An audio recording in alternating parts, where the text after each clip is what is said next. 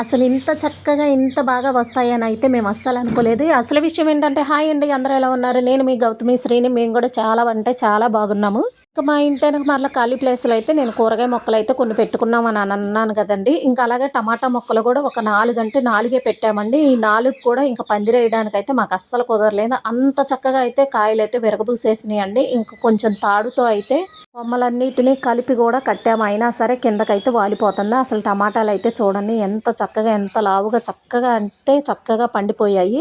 ఇంకా అలాగే ఇవాళ అయితే మా చెట్టుకు కాసిన టమాటాలు, ఇంకా అలాగే మా ఇంట్లో పెరిగి కాసిన చిక్కుడుగాయలతో అయితే నేను కూర వండుతున్నాను. అసలు టమాటాలు అయితే చూడండి ఎంత ఫ్రెష్గా ఎంత చక్కగా అయితే కనపడుతుందో. అసలు చెట్లు అయితే చూడండి ఎంత బాగా విరగబూసేసినాయి అండి. టమాటాలు అయితే అసలు ఒక్కసారి కూడా మేమైతే ముందు అయితే కొట్టలేదు.